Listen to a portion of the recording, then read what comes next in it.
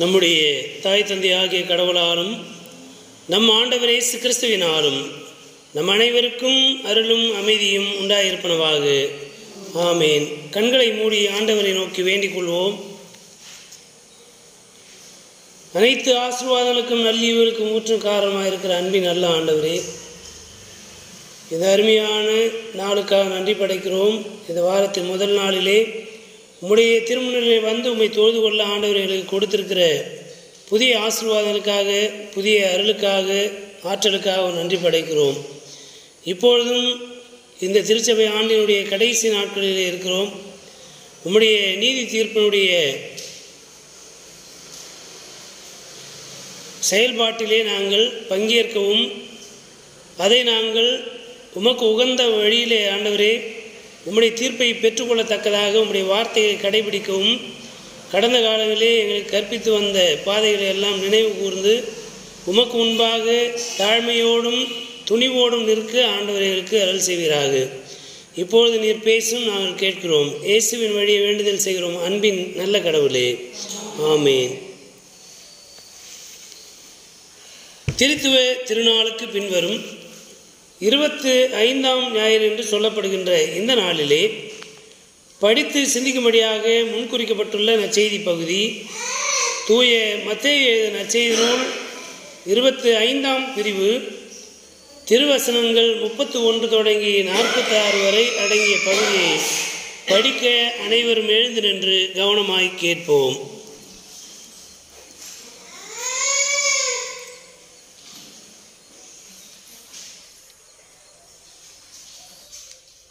தூய மத்தேயு எழுதிய நற்செய்தி நூல் 25ஆம் பிரிவு திருவசனங்கள் 31 தொடங்கி 46 வரை அடங்கிய திருவசனங்கள். வானதூதர் அனைவரும் புடைசூழ மானிட மகன் மாட்சியுடன் வரும்போது தம் மாட்சிமிகு அரியணையில் வீற்றிருப்பார். எல்லா மக்களினத்தாரும் அவர் முன்னிலையில் ஒன்று கூட்டப்படுவர். ஓர் ஆயர் செம்மறியாடுகளையும் வெள்ளாடுகளையும் வெவ்வேறாக பிரித்து செம்மறியாடுகளை வலப்பக்கத்திலும் வெள்ளாடுகளை இடப்பக்கத்திலும் நிறுத்துவது போல் அம்மக்களை அவர் வெவ்வேறாக பிரித்து நிறுத்துவார். பின்பு அரியணையில் வீற்றிருக்கும் அரசர் தம் வலப்பக்கத்தில் உள்ளோரை பார்த்து, என் தந்தையிடமிருந்து ஆசி பெற்றவர்களே, வாருங்கள், உலகம் தோன்றியது முதல் உங்களுக்காக ஏற்பாடு செய்யப்பட்டிருக்கும் ஆட்சியை உரிமை பேராக பெற்றுக்கொள்ளுங்கள். ஏனெனில் நான் பசியாய் இருந்தேன், நீங்கள் உணவு கொடுத்தீர்கள். தாகமாய் இருந்தேன், என் தாகத்தை தணித்தீர்கள். அந்நியராக இருந்தேன், என்னை ஏற்றுக்கொண்டீர்கள். நான் ஆடையின்றி இருந்தேன், நீங்கள் எனக்கு ஆடை அணிவித்தீர்கள். நோயுற்றிருந்தேன், என்னை கவனித்து கொண்டீர்கள். சிறையில் இருந்தேன், என்னை தேடி வந்தீர்கள் என்பார். அதற்கு நேர்மையாளர்கள், ஆண்டவரே, எப்பொழுது உம்மை பசியுள்ளவராக கண்டு உணவளித்தோம், அல்லது தாகமுள்ளவராக கண்டு உமது தாகத்தை தணித்தோம்? எப்பொழுது உம்மை அந்நியராக கண்டு ஏற்றுக்கொண்டோம், அல்லது ஆடை இல்லாதவராக கண்டு ஆடை அணிவித்தோம்?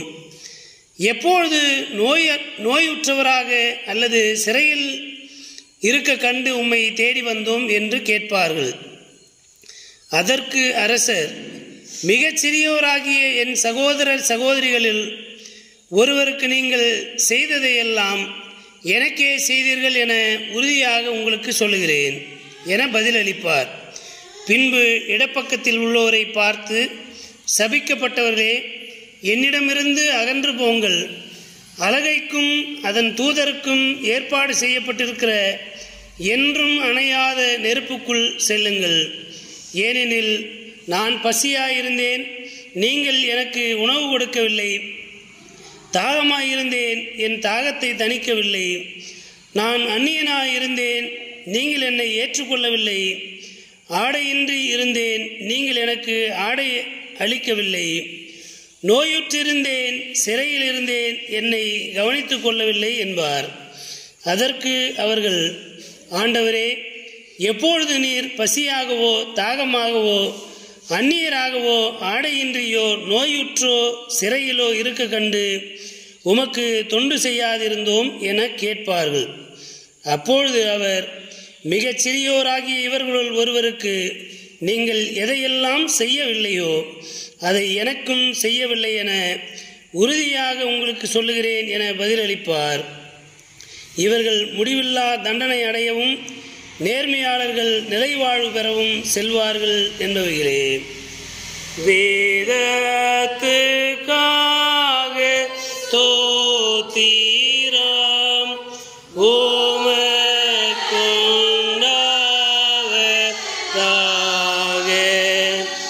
தெய்வீக வார்த்தையை தினம் எல்லோரும் பக்தியாக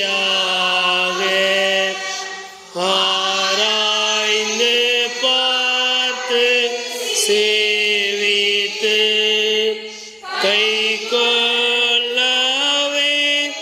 கடாட்சித்து நல்லாவியை அளியோம். அனைவரும் அமர்வோம்.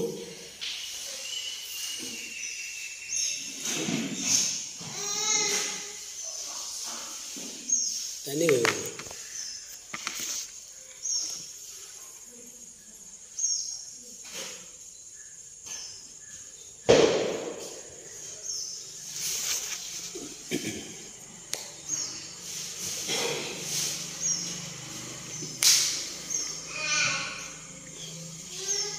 கிறிஸ்துவுக்குள் அன்பான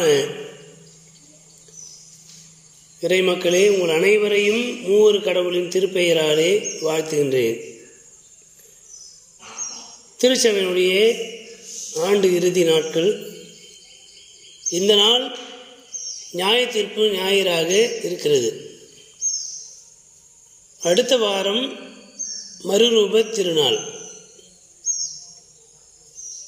இந்த நாளிலே கடவுளுடைய இறுதி தீர்ப்பு, கடவுளுடைய நீதி தீர்ப்பு எப்படிப்பட்டதாக இருக்கும் என்பதை குறித்து தான் இப்போது நாம் படிக்க கேட்டோம்.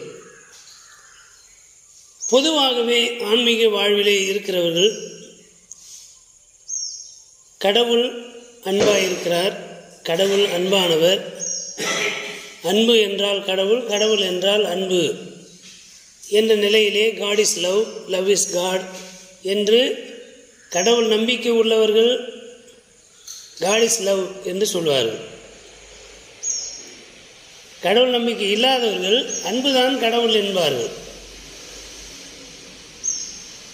கடவுள் என்றால் நீதி, நீதி என்றால் கடவுள் என்று யாராவது சொல்கிறாங்களா? அதை சொல்லாத இருக்கிற வரைக்கும் இந்த உலகத்தில் நீதி என்பது எல்லாருக்குமானதாக இருக்காது. God is justice, justice is God. யாராவது சொல்லியிருக்கிறோமா? கேள்விப்பட்டிருக்கிறோமா? கற்றுக் கொடுக்கிறவர்களும் யாரும் அப்படிலாம் கற்றுக் கொடுக்கறதில்லை. கடவுள் அன்பானவர், அன்பே கடவுள் என்று சொல்லுவது மிகவும் எளிது. ஏனென்றால் அதனால் வருகின்ற எதிர்வினை என்பது பெரிய பிரச்சனைக்குரியதாகவோ ஆபத்தானதாகவோ இருக்காது. அன்பாக இருக்கிற மாதிரி நடிக்க முடியும், ஆனால் நீதி உள்ளவர் போல நடிக்கக்கூட முடியாது. நீதி உள்ளவர்களாக நாம் நம்முடைய செயல்கள் இருந்தால்தான் நாம் நீதி உள்ளவராக நம்மை காண்பிக்க முடியும். அன்புள்ளவராக காண்பிக்கணும்னா எல்லாமே பாக்கெட்டில் இருக்கும், எதுவுமே கொடுக்காம கடவுள் ஒன்று ஆசீர்வதிப்பார் அப்படின்னு சொல்லிட்டு என்ன பண்ணலாம்? அனுப்பி விட்டுடலாம். ஆனால் பசியாக இருக்கிறவருக்கு அன்பை நீதியின் வடிவிலே செய்ய வேண்டுமானால், இந்த எடுத்துன்னு போயிட்டு ஒரு 2 இட்லி சாப்பிடு அப்படின்னு சொன்னால் தான் அதுக்கு பேர் நீதி, இல்லையா? அப்போது கடவுளுடைய அன்பு, கடவுள் அன்பானவர் என்று சொல்லுவது எளிது. கடவுள் நீதி நிறைந்தவர், நீதிதான் கடவுள் என்று சொல்லுவது என்பது நாம் அறியப்படாத ஒன்றாகத்தான் இருக்கிறது. ஆண்டவர் இயேசு அன்பின் நிறைவாக இருக்கிறார். சிலுவையிலே தம்மை ஒப்பு கொடுத்து இந்த முழு மானுடமும் மீட்பு பெறுவதற்காக தம் உயிரையே கொடுத்தார். அன்பின் வடிவமாக விளங்கினார். கடவுளுடைய அன்பு இன்னதென்பதை அவர் விளங்க பண்ணினார். அதற்கு உள்ளாக இருக்கிற செயல் என்னவென்றால், கடவுளுடைய நீதியை ஆண்டவர் இயேசு சிலுவை பரியந்தம் நிறைவேற்றினார். இந்த உலகத்தை பாவத்திலிருந்து மீட்க வேண்டும் என்பதற்காக கடவுள் தம் மகனை அனுப்பினார். அதுதான் அவருக்கான நீதி. யாரோ ஒருவர் மீட்பு பெறுவதற்காக நான் ஏன் என் உயிரை கொடுக்க வேண்டும் என்பது நம்முடைய கூற்றுகள் இல்லையா? நம்மளும் தான் அப்படி தான் நினைப்போம். நான் ஏன் யாருக்கோ ஒருத்தனுக்காக உயிரை விடணும்? இது நம்முடைய நீதி. ஆனால் ஆண்டவர் இயேசுவுடைய நீதி கடவுளுடைய நீதியோடு ஒத்திருந்தது. கடவுளுடைய நீதி என்ன? எல்லாரும் வாழ்வு பெற வேண்டும். அதற்காக சிலுவைக்கு தம்மை ஒப்பு கொடுக்க வேண்டும். ஆண்டவர் இயேசு அன்பின் வடிவமாகவும் நீதியின் வடிவமாக இந்த உலகத்திலே வாழ்ந்தார். விதைப்பும் அறுப்பும். அன்பு என்பது விதைப்பு என்றால், நீதி என்பது அறுவடை. அன்பை விதைக்கிறோம், அது தீர்ப்பு இடுகின்ற போது அது நீதி நிறைந்ததாக இருந்திருக்கிறதா என்பதை ஆண்டவர் கவனிப்பார். என்னுடைய அன்பை நீ பெற்றுக்கொண்டாய், நான் உனக்கு இரக்கமுள்ளவராக இருந்திருக்கிறேன், அதற்கு நீ நீதி செய்திருக்கிறையா அப்படின்றத ஆண்டவர் நம்மகிட்ட கேட்பார். பெற்றுக்கொண்ட அன்பிற்கு நீதி செய்திருக்கிறோமா என்பதை ஆண்டவர் நம்மிடத்திலே நீதி தீர்ப்பு நாளிலே, நியாய தீர்ப்பு நாளிலே கேள்வியாக கேட்பார். ரீஇன்ஃபோர்ஸ்மெண்ட் என்கின்ற ஆங்கில சொல். ரீஇன்ஃபோர்ஸ்மெண்ட் எதிர்வினை ஆற்றுதல். ஒவ்வொரு செயலுக்கும் சமமான எதிர்வினை உண்டு. நாம் நல்லது செய்தால் அதற்கு பரிசு கிடைக்கும், தீயது செய்தால் அதற்கு தண்டனை கிடைக்கும். There are two reinforcement, reward and punishment. அந்த அடிப்படையில் தான் இறை தீர்ப்பு என்பது அவரவர் செயலுக்கு தக்கதான கடவுளுடைய பரிசு பொருளா தண்டனை தீர்ப்பா என்பதுதான் கடவுளுடைய நீதி தீர்ப்பு. திருப்பாடல் 126 படிக்கின்ற போது, அள்ளித்தூவும் விதையை சுமக்கிறவர் அழுது கொண்டே போகிறார், தாம் அறுத்த அரிகளை சுமந்து கொண்டு கம்பீரமாய் திரும்பி வருகிறார். விவசாய பணியை குறித்து இந்த இடத்துல தெள்ள தெளிவாக சொல்லப்பட்டிருக்கு. மழை பெய்யும், ஏர் ஓட்டியிருப்போம், அடுத்தது விதைக்கலாம்னு நினைக்கும் போது ரொம்ப நாளுக்கு திடீர்னு மழை இல்லாமல் கூட இருக்கும். அப்போ மனசெல்லாம் அடிச்சுக்கும் விவசாயிக்கு. மழை வருமா வராதா? இப்போ 2000 ரூபாய் கொடுத்து இடத்த வேறு ஓட்டிட்டேன், இந்த 2000 ரூபாய் திரும்பி வருமா வராதா அப்படின்ற கேள்வி ஒரு பக்கம் இருக்கும். அதுக்காக ஓட்டாமலும் இருக்க மாட்டார். எப்படியும் அடுத்த மழை வரும் என்கின்ற இறை நம்பிக்கையும் இயற்கையின் மீதான நம்பிக்கையோடும் கூட விவசாயி தன்னுடைய பணியை செய்து கொண்டே இருக்கிறார்.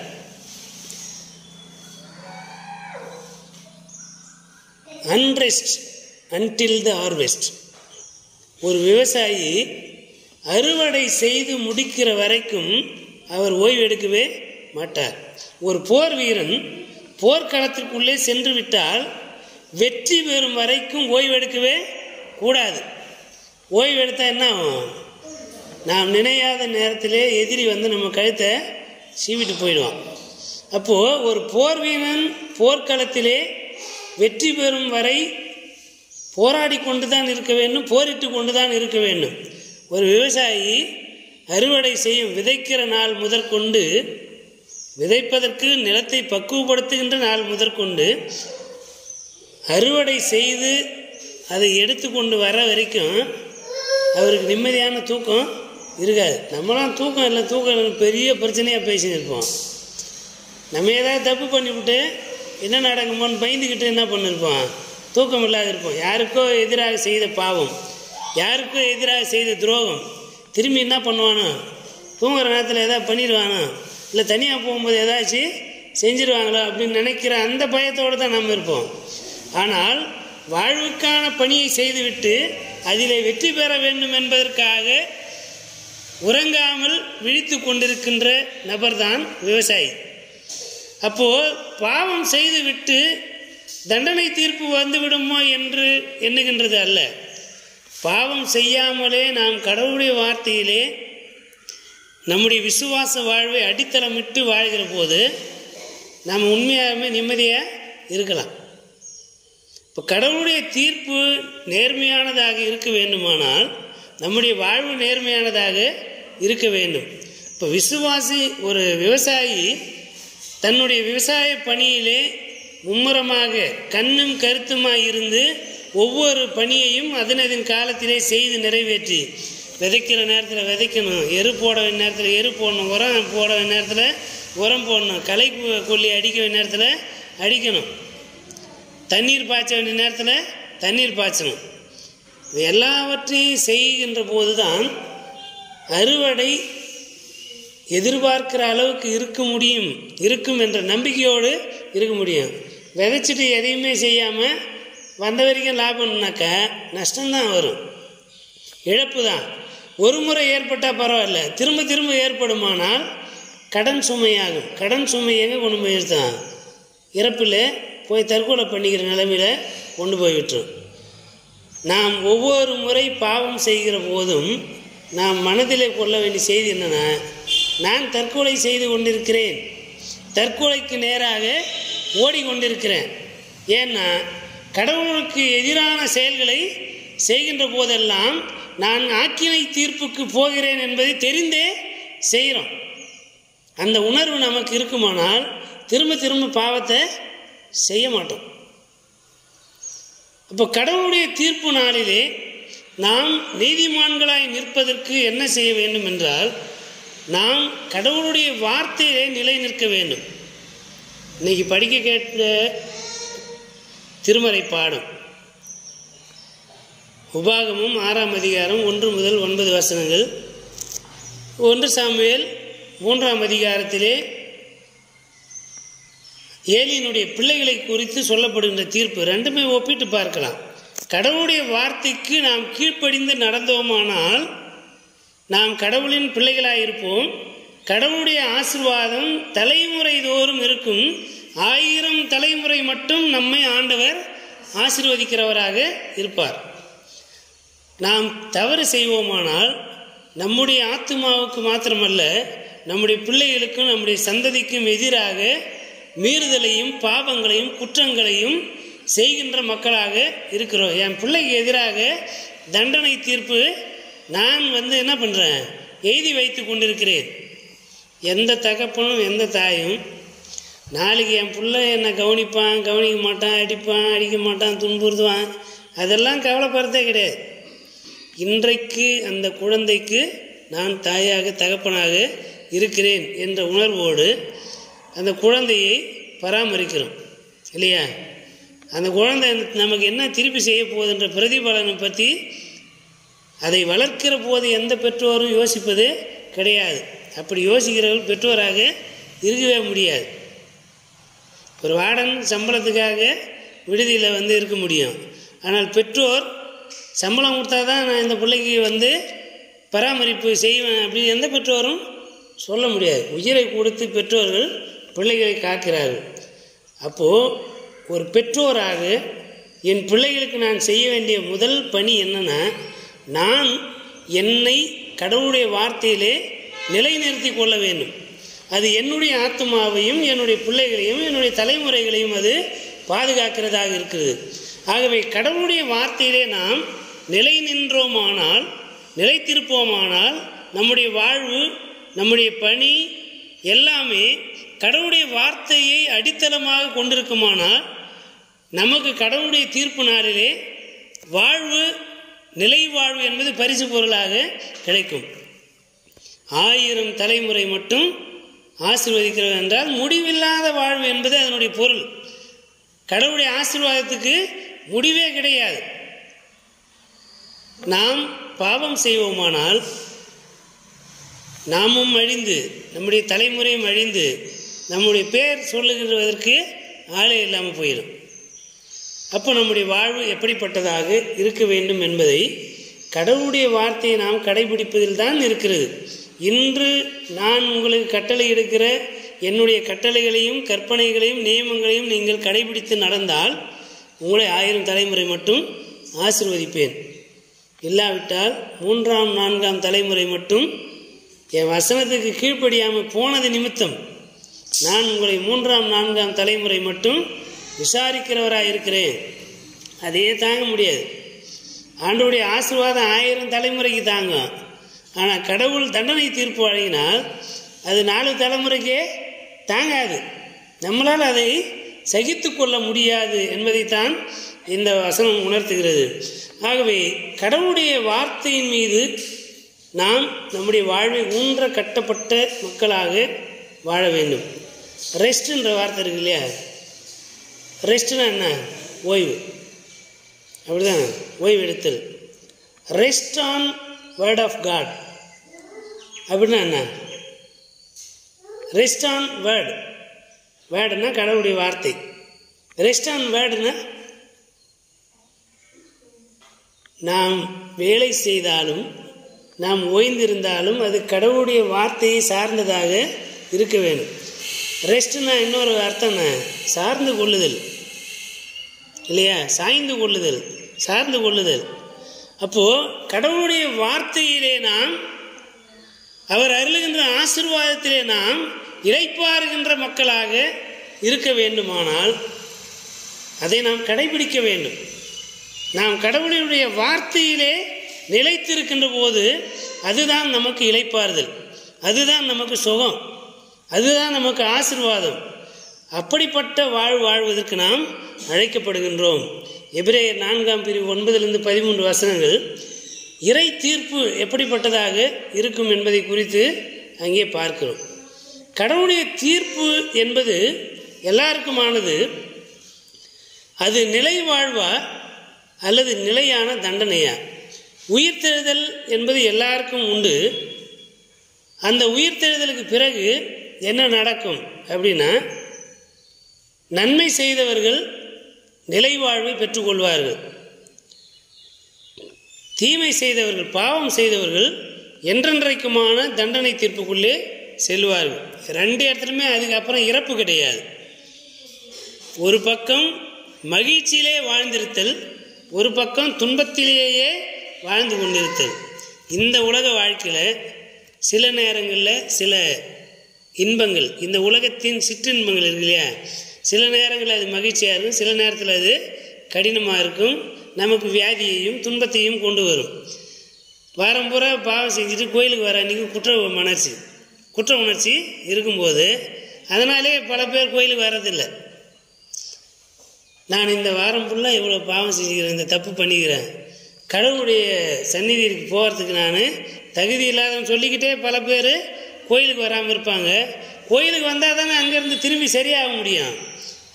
எனக்கு ஒரு வியாதி இருக்குதுன்னா டாக்டர்கிட்ட போனால் ஊசி போடுவார், அந்த வலியை தாங்க மாட்டேன்னா செத்து தான் போகணும். வாழ்வை பெற்றுக்கொள்ள முடியாது, சுகம் பெற முடியாது. அப்போ மருத்துவரிடத்துல செல்லாமலே எனக்கு இந்த வியாதி இருக்கிறது என்று புலம்புவதனாலே ஒரு பயனும் கிடையாது. நாம் மேலும் மேலும் துன்பத்திற்கும் அழிவுக்கும் நேராகத்தான் நகர்ந்து கொண்டிருப்போம். வைத்தியரிடத்தில் மருத்துவத்தில் போனால் தான் நம்ம சுகத்தை பெற்றுக்கொள்ள முடியும். மருந்து எடுத்தால் தான் நோயிலிருந்து குணமாக முடியும். இப்போ கடவுளுடைய தீர்ப்பிலே நாம் பங்கு பெற வேண்டுமானால் கிறிஸ்தவ இந்த உலக வாழ்க்கையிலே யாருமே பாவமே செய்யாதவர் என்பதெல்லாம் ரொம்ப ரேர், ரொம்ப கடினமான ஒரு செயல். இயேசுவை தவிர எல்லாருமே இங்கே பாவிகள் என்பதுதான் நாம் திருமறையிலிருந்து படிக்கிற செய்தி. காலம் காலமாக நாம் நம்புகிறதும் அதுதான். ஆண்டவர் இயேசு அளவுக்கு யாரும் இங்கே தூயவர்கள் கிடையாது. எல்லாரும் ஏதோ ஒரு நிலையிலே நாம் பாவம் செய்து கொண்டு தான் இருக்கிறோம். அப்படிப்பட்ட நிலையிலே நாம் நம்முடைய பாவத்திலிருந்து விடுபடுவதற்கு கடவுளுடைய வார்த்தையிலே நாம் நிலைத்திருக்கின்ற மக்களாக இருக்க வேண்டும். அப்படி இருந்தால் கடவுளுடைய தீர்ப்பிலே நாம் என்றென்றைக்குமான வாழ்வை, நிலை வாழ்வை, நித்திய ஜீவனை நாம் பரிசு பொருளாக பெற்றுக்கொள்வோம். இல்லாவிட்டால் முடிவில்லாத அழிவிற்குள்ளே நாம் சென்று விடுவோம். அதுதான் நமக்கு இன்னொரு தண்டனை தீர்ப்பு. ஆகவே கடவுளுடைய தீர்ப்பிலே நாம் நிலைவாழ்வை பெற்றுக்கொள்வதற்கு நாம் கடவுளுடைய வார்த்தையை சார்ந்து கடவுளுடைய வார்த்தையிலே அடித்தளமிட்ட ஒரு வாழ்வை வாழ்வதற்கு அழைக்கப்படுகிறோம்.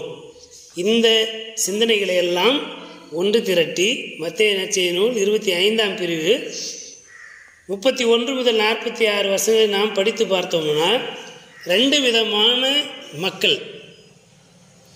ஒரு பக்கம் ஆண்டவர் இயேசு லூக்கா நற்செய்தி நூல் 4ஆம் அதிகாரம் 16 முதல் 20 வசனங்களை எடுத்து பார்த்தோமானால் அங்கே ஏசாயா 61ஆம் அதிகாரத்தினுடைய வசனங்களும் சொல்லப்பட்டிருக்கு. கர்த்தருடைய ஆவியானவர் என்மேல் இருக்கிறார், ஆண்டவருடைய ஆவியானவர் என்மேல் இருக்கிறார், அவர் என்னை அருட்பொழிவு செய்துள்ளார், ஏழைகளுக்கு நற்செய்தி அறிவிக்கவும், சிறைப்பட்டவர்களை விடுதலையாக்கவும், பசித்தவர்களுக்கு உணவு அளிக்கவும், பார்வையற்றவர்களுக்கு பார்வையை வழங்கவும், அடிமைப்பட்டு கிடக்கிறவர்களுக்கு விடுதலையை அறிவிக்கவும் என்னை அனுப்பியிருக்கிறார் என்று சொல்லுகிற போது நாம் அந்த பணியை செய்கிறோமா? இது நமக்கான கேள்வி. நாம் கடவுளுடைய அன்பையும் அருளையும் ஆசீர்வாதத்தையும் அருட்கொடையாக ஆசீர்வாதமாக பரிசு பொருளாக பெற்றிருக்கிறோம். அதற்காக நாம் பெரிய பிரயாசம் எல்லாம் செய்யலை. நம்முடைய பெற்றோர்கள் கடவுளுக்கு கீழ்ப்படிந்து நடந்தார்கள், அதிலே நம்மை வளர்த்திருக்கிறார்கள். இப்பொழுது நாம் அதை கடைபிடிப்பதற்கு கற்பிக்கப்பட்டிருக்கிறோம். அப்படி செய்கிற போது கடவுளுடைய ஆசீர்வாதம் அருளும் நமக்கு பரிசு பொருளாக கிடைக்கிறது. அதோடு முடிந்து விடுகிறதா வாழ்க்கை? அப்படின்னா இல்லை. we have responsibility. நமக்கென்று பொறுப்பாண்மை இருக்கிறது. நம்மை விட எளியவர்கள் மிஷினரிமார்கள் ஆக்சையர் வந்தார். நேற்றைய தினம் ஆக்சையருடைய நினைவு நாள்.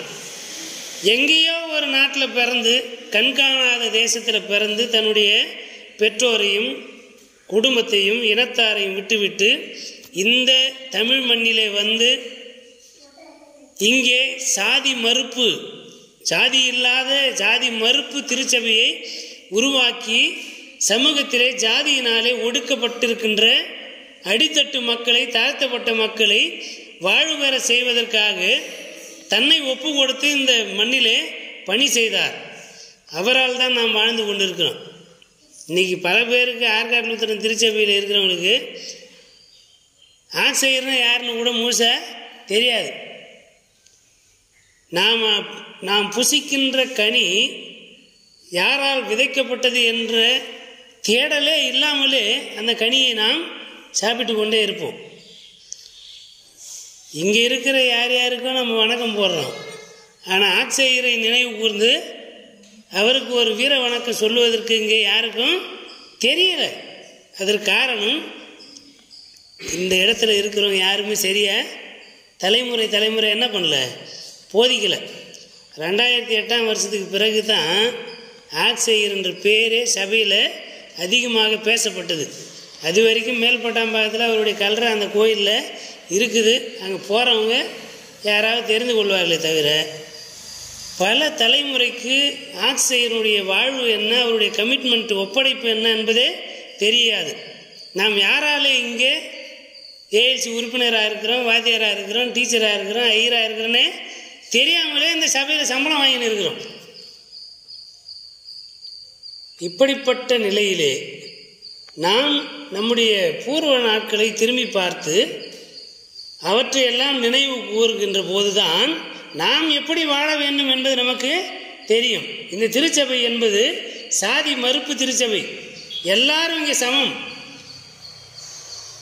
எல்லாரையும் ஏற்றுக்கொள்ளுகின்ற மனத்தோடு வருவதாக இருந்தால் இங்கே வா, இல்லைனா வராத அப்படின்னு சொன்னவர் தான் ஆக்சையர். அப்போ இந்த சபைக்குள்ளே நாம் என்ன விதமான வாழ்வை ஆசீர்வாதத்தை பெற்று இருக்கிறோம், நாம் என்ன விதமான திருச்சபையை விட்டு செல்ல போகிறோம், எதிர்வரும் தலைமுறைக்கு எதை கற்பித்திருக்கிறோம். நான் பிசாசையும் அவன் செய்க எல்லாவற்றையும் அவன் ஆடம்பரத்தையும் விட்டு விடுகிறேன் என்ற வார்த்தையினுடைய அர்த்தமே திருச்சபையில் தெரியாது. நான் பிசாசு என்றாலே நான் ஜாதியையும் அதனாலே வருகின்ற பெருமை, அதனாலே வருகின்ற நன்மையெல்லாம் நான் என்ன பண்ணுறேன், அறவே விட்டு விடுகிறேன். இன்றைக்கி நமக்கு அதனுடைய வல்லமை என்னன்னு தெரியாது. 19ஆம் நூற்றாண்டில் மேலாடை அணிவதற்கே உரிமை இல்லாத மக்களாக வாழ்ந்த சூழல் இது. ஏதோ பட்டியல் சமூக மக்கள் இல்லை. தென் மாவட்டங்களிலே கேரளாவை ஒட்டியிருக்கின்ற திருவிதாங்கூர் சமஸ்தானம் என்று சொல்லப்படுகின்ற இடத்திலே நம்பூதிரிகளை தவிர, பார்ப்பனர்களை தவிர வேறு எந்த சாதியினரும் மேலாடை அணியக்கூடாது. அப்படிப்பட்ட காலங்களிலிருந்து நாம் விடுதலையாகி இன்றைக்கு நாம் விரும்புகிற கலரில், நாம் விரும்புகிற விதமாக மாடலில் ட்ரெஸ்ஸு அணிகின்ற உரிமையை பெற்றிருக்கிறோம். நாம் இந்த தலைமுறைக்கு எதை கற்பித்து செல்ல போகிறோம் என்பதைத்தான் நாம் மனதில் கொள்வதற்கு அழைக்கப்படுகிறோம். இப்போ ரிவார்ட் அண்ட் பனிஷ்மெண்ட். நான் நல்ல உணவை பெற்றிருக்கிறேன், நல்ல உடையை பெற்றிருக்கிறேன்.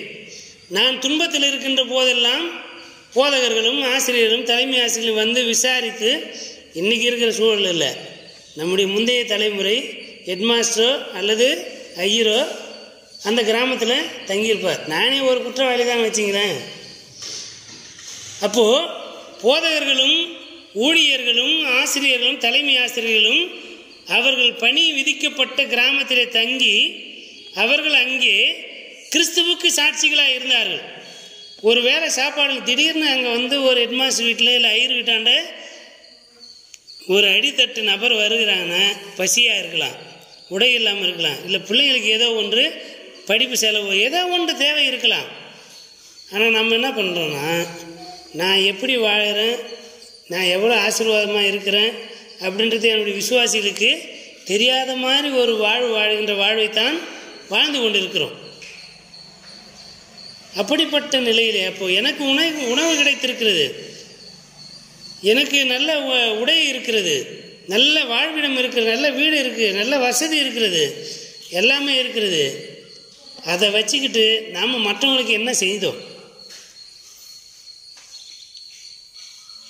டிப்ளாய்மெண்ட்டு வந்தாக்கா அதிகாரத்தில் இருக்கிறவங்கள ஈஸியாக என்ன பண்ணிடுறோம், சார்ஜ் பண்ணிடுறோம். இவருடைய ஆட்சியில் தான் வந்து டிப்ளாய்மெண்ட்டு வந்துச்சுன்னு சொல்லிடுறோம். ஆனால் யார் அந்த தவறுக்கு காரணம்? சபையில் விசுவாசிகள் குறைவாக இருப்பதற்கு யார் காரணம்? ஐயர் தங்கலை. ஐயர் தங்கி ஐயர் கிராமத்தில் ஊழியத்தை செய்திருந்தால் நிறைய விசுவாசிங்க இருப்பாங்க. ஆசிரியரும் தலைமை ஆசிரியரும் உள்ளூரில் தங்கி வேலை செய்திருந்தால் பள்ளிக்கூடத்தில் மாணவர்கள் நிரம்பி வழிந்திருப்பார்கள். இதையெல்லாமே நாம் செய்யாதிருக்கிறோம். அப்போ இதையெல்லாம் செய்தவர்களுக்கு ஆண்டவர் கொடுக்கிற ஆசீர்வாதம், என் பிதாவினால் ஆசீர்வதிக்கப்பட்டவர்களே உள்ளே வாரும். யாரெல்லாம் கிராமத்தில் தங்கி திருச்சபையினுடைய வளர்ச்சிக்காகவும் நிறுவனத்தினுடைய வளர்ச்சிக்காகவும் உழைத்தார்களோ அவர்களை பார்த்து ஆண்டவர் சொல்லுவார், ஆக்ஸ் செய்கிறது தான் பக்கத்தில் வச்சுன்னு சொல்லுவார். நீ வந்து விதைச்சிட்டு வந்த இவங்களெல்லாம் வாழ்வு பெற்றிருக்கிறாங்க, பெற்றுக்கொண்ட வாழ்வுக்கு தக்கதாக வேலை செய்து இந்த நிறுவனத்தையும் இந்த திருச்சபையும் பாதுகாத்துருக்கிறாங்க, இவங்களுக்கு என்ன பண்ணலாம் அப்படின்னு கேட்டால், என் பிதாவினால் ஆசீர்வதிக்கப்பட்டவர்களே உள்ளே வாரும், வந்து என்னுடைய மகிழ்ச்சியில் பங்கேடுங்கள் என்று சொல்லுவார். எல்லா நன்மைகளையும் இந்த திருச்சபையின் மூலமாக பெற்றுக்கொண்டு இந்த திருச்சபைக்காக எதையுமே செய்யாமல் நான் ஏன் செய்யணும்? நமக்கு அடுத்திருக்கின்ற ஆசிரியர் மீதோ அல்லது போதகர் மீதோ விமர்சனத்தை வைத்துவிட்டு என்னை நான் நீதிமானாக காட்டிக்கொண்டு நான் இந்த திருச்சபைக்காக எதையுமே செய்யாமல் 10 ரூபாய் காணிக்கை போட்டுட்டா பெரிய பிரமாதமான நபர்கள் என்று எண்ணிக்கொள்ளுகின்ற விசுவாசிகள்லாம் நம்ம திருச்சபையில் இருக்கிறாங்க. அதான் சந்தா கட்டுறோம்ல, அப்புறம் எதுக்கு காணிக்கை போடுறது அப்படி சொல்லுகின்ற ஆசிரியர்களும் போதகர்களும் ஊழியர், நானே இந்த சபையினால் தான் சம்பளம் வாங்குகிறேன், நான் எதுக்கு அப்புறம் காணிக்கை போகிறதுன்னு ஒரு போதகர் நினைச்சா எப்படி சபை வளரும்? இப்போ இவை எல்லாவற்றையும் திரும்பி பார்க்கிற போது அவர்களுடைய தீர்ப்பு எப்படிப்பட்டதாக இருக்கும்? நான் ஐயராக இருக்கிறேன், என் பிள்ளைங்களை வந்து எல்லா விதமான வாய்ப்புகளையும் இந்த போதகர் என்ற அதிகாரம் இந்த வாய்ப்புகளை பயன்படுத்தி என் பிள்ளைங்களை நல்லா படிக்க வச்சு வெளிநாட்டுக்கு அனுப்பிட்டு நான் சார்ந்திருக்கிற கிராமம் அல்லது என்னை உருவாக்கின திருச்சபை அல்லது நான் பணி செய்த திருச்சபையினுடைய பிள்ளைகளுக்கு எதையுமே செய்யாமல் போய்விட்டால் என்னை பார்த்து ஆண்டவர் சொல்லுவார், அக்கிரமகாரனே, என்னை விட்டு அகன்று போ. நீ என்னுடைய அரசுக்குள்ளே பிரவேசிப்பதற்கு தகுதி இல்லாதவன் என்று ஆண்டவர் எனக்கு தீர்ப்பு வழங்குவார் என்ற அந்த பயம் நமக்கு இருக்க வேண்டும். கடவுளுடைய வார்த்தையின்படி நாம் வாழ்வோமேயானால் நாம் ஆண்டவருடைய சமூகத்திலே துணிவோடு நிற்க முடியும். தன் வேலையில் ஜாக்கிரதையாக இருக்கிறவன், தன் வாழ்க்கையை மிகவும் கவனமாய் கடவுளுடைய வார்த்தையை அடித்தளமாக கொண்டு வாழ்கிறவர் பாவிகளோடும் பாவிகள் முன்னிலையிலும் நிற்காமல் கடவுளுடைய ராஜ்யத்துக்குள்ளே வந்து துணிவோடு நிற்க முடியும். ஆண்டவரே, நீர் எனக்கு ஒப்புவித்த இந்த வாழ்வை, நீர் எனக்கு கொடுத்த ஆசீர்வாதங்களை, அருள் வரங்களை, உம்முடைய திருச்சபைக்காக, நீர் எங்களுக்கு வாழ்வாக கொடுத்த நிறுவனத்திற்காக நான் செலவிட்டு இந்த சமூகத்தை மாற்றுருவாக செய்வதற்கு என்னால் இயன்ற மட்டும் நான் அதை செய்து நிறைவேற்றியிருக்கிறேன் என்று ஆண்டவர் முன்பாக துணிவோடு சொல்ல முடியும். நாம் அதையெல்லாம் செய்யாவிட்டால், பெற்றுக்கொண்டதற்கு தக்கதாக நாம் இந்த சமூகத்திற்காக திருச்சபைக்காக பிரதிபலன் செய்யாவிட்டால் ஆண்டவர் நமக்கு அளிக்கின்ற பிரதிபலன் தண்டனை தீர்ப்பு என்பது மிகவும் கடுமையானதாக இருக்கும் என்கின்ற அச்ச உணர்வு நமக்கு இருக்க வேண்டும். அன்றைக்கு ஆண்டவர் பரிதாபப்பட மாட்டார், அனுதாபம் காட்ட மாட்டார். தண்டனை தீர்ப்பு நாளிலே நிச்சயமாக தண்டிப்பார். இந்த பயம் நமக்கு இருக்கணும். கடவுள் அன்பானவர் என்று சொல்லுகிற போது எத்தனை துணிவும் ஆற்றலும் மகிழ்ச்சியும் உள்ளத்திலே பெருகிறதோ, கடவுள் நீதி நிறைந்தவர், அவர் முகதாட்சியை பார்க்கிறவர் கிடையாது. அவருடைய தீர்ப்பு நாளில் நிச்சயமாய் நம்மை தண்டிப்பார் என்கின்ற பயத்தோடு நாம் ஆண்டவரிடத்தில் நெருங்குவோம். அப்பொழுது கடவுள் தம்முடைய நீதி தீர்ப்பின்படியே நம்மை நடத்துவார். ஆகவே கடவுளுடைய வார்த்தையை பற்றி கொள்வோம். அடிப்படை செய்தி இதுதான். கடவுளுடைய வார்த்தையை அடித்தளமாக கொண்டு நம்முடைய வாழ்வை கட்டி எழுப்போம். என் வார்த்தைகளை கேட்டு அதன்படி செய்கிறவர்கள் பாக்கியவான்கள், அவர்கள் கற்பாறையின் மீது தங்கள் வீட்டை கட்டினவர்களுக்கு ஒப்பானவர்கள். அதாவது அழிவில்லாத வாழ்வை தாங்களாகவே சுதந்திரித்துக் கொள்கிறார்கள். நாம் கடவுளுடைய வார்த்தையை கேட்டும் அறிந்திருந்தும் தலைமுறை தலைமுறையாக ஆண்டாண்டு காலமாக ஒவ்வொரு வாரமும் கேட்டிருந்தும் அதன்படி செய்வதற்கு நாம் கவனமாய் இராவிட்டால், இவர் என்ன சொல்கிறது, நான் என்ன கேட்குறது, அவர் வேறு கட்சிக்காரு, நாம் வேறு கட்சிக்கார் என்று எண்ணத்தோடு பல நேரங்களில் மக்கள் விசுவாசிகள் அப்படி தான் இருக்கிறாங்க இல்லையாம்மா?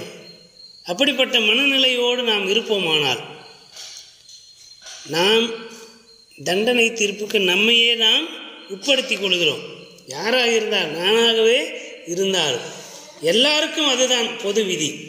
ஆகவே கடவுளுடைய வார்த்தையை அடித்தளமாக கொண்டு நாம் வாழ்ந்தோமானால் கடவுள் அருளுகின்ற நிலை வாழ்வை கொடை பொருளாக பெற்றுக்கொள்வோம்.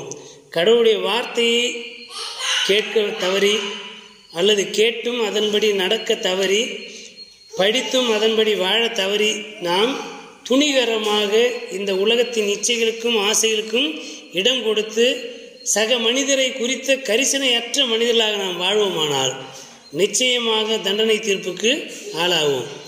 எவ்வளவு செல்வந்தராக இருக்கிறோம் என்பது அல்ல, எவ்வளவு மற்றவர்களுக்காக நாம் செலவழித்திருக்கிறோம் என்பதை ஆண்டவர் கணக்கில் வைப்பார். எவ்வளவு பெற்றுக்கொண்டோம் என்பது அல்ல, எவ்வளவு மற்றவர்களுக்காக நாம் பகிர்ந்திருக்கிறோம் என்பதை ஆண்டவர் கணக்கில் வைத்து தான் தீர்ப்பு வழங்குவார். நான் உனக்கு இவ்வளவு செய்தேன் அப்படின்னு ஆண்டவர் சொல்லி காட்ட மாட்டார். இவ்வளவு செஞ்சன, நீ என்ன செய்த அப்படின்றத ஆண்டவர் நம்ம இடத்துல கேள்வியாக வைப்பதற்கு நாம் இடமளிக்கக்கூடாது. இவ்வளவு பெற்றிருக்கிறோம், இவ்வளவு நாம் செய்ய வேண்டிய பொறுப்பு நமக்கு இருக்கிறது. சகேயு சொன்னது போல, ஆண்டவர் என்னுடைய இல்லத்திற்கு வருகிற போது பாதி ஏழைகளுக்கு கொடுத்து விடுகிறேன், யாருக்காவது அநியாயம் செய்திருந்தால் அதை நாளத்தனையாக நன்மையாக திருப்பி அதை கொடுத்து விடுகிறேன் என்ற அந்த கமிட்மெண்ட் இருக்கு இல்லையா, அது நமக்கு இருக்கணும். எனக்கான ஆசீர்வாதங்கள், நான் பெற்றிருக்கின்ற ஆசீர்வாதம் எல்லாமே எனக்கானது அல்ல. நான் வாங்குகிற சம்பளம் முழுசும் எனக்கும் என் மனைவிக்கு என் பிள்ளைகளுக்கு மாத்திரம்தான் என்று நான் உள்ளத்தில் நினைத்தால் நான் கடவுளுக்கு விரோதமாக துணிகரமாக பாவம் செய்கிறேன். அதிலிருந்து ஒரு பகுதியை ஏழைகளுக்கும் விசுவாசிகளுக்கும் பகிர்ந்தளிக்கக்கூடியவனாக, இந்த திருச்சபையை வளர்த்தெடுக்கக்கூடியவராக, என்னுடைய நிறுவனத்தை, நான் ஐயராக இருக்கிறேன், பள்ளிக்கூடத்துக்கு எனக்கும் சம்பந்தம் இல்லை அப்படின்னு போனேன்னா அதுவுமே பாவம் தான். அப்போ அந்த நிறுவனமும் இந்த திருச்சபையும் ஒருங்கே வளர்க்கப்படுவதற்கு என்னை நான் ஒப்புவிக்க வேண்டும் என்கின்ற ஒப்படைப்பு எனக்குள்ளே இருக்க வேண்டும், அது உங்களுக்குள்ளும் இருக்க வேண்டும். எல்லாருக்குள்ளும் இருக்கின்ற போது தான் இந்த திருச்சபையும் நிறுவனங்களும் வளரும், வாழ்வு பெறும். அப்படி செய்து ஆக்சையருடைய அந்த கனவுகள், திட்டங்கள், ஆண்டவர் இயேசுவுடைய வார்த்தைகள், அவருடைய நோக்கம், மீட்பு செயல்பாடுகள் எல்லாவற்றையும் மனதில் வைத்து வாழ்வோம். அப்படி வாழ்கின்ற போது கடவுள் அருள்கின்ற நிலை வாழ்வை சுதந்திரமாக கொடைபொருளாக பெற்றுக்கொள்வோம். தண்டனை தீர்ப்பு குறித்து நாம் கவலைப்பட வேண்டிய அவசியமில்லை. இது செய்யலைன்னா என்ன நடக்குன்றது நமக்கு தெரியும். ஆகவே கடவுளுடைய வார்த்தைக்கு உகந்த வாழ்வை வாழ்வதற்கு நம்மை நாம் ஒப்பு கொடுப்போம். கடவுள் தாமே நம்மை ஆண்டு ஆசீர்வதித்து வழிநடத்தி காப்பாராக. ஆமேன். கண்களை மூடி ஆண்டவர் நோக்கி வேண்டிக் கொள்வோம். அனைத்து ஆசீர்வாதங்களுக்கும் ஊற்றும் காரணமாக இருக்கிற அன்பின் நல்ல ஆண்டவரே, எல்லா துதிகளுக்கும் பாத்திரராக இருக்கிறவரே, உம்மை போற்றுகிறோம், உம்மை வணங்குகிறோம் சுவாமி.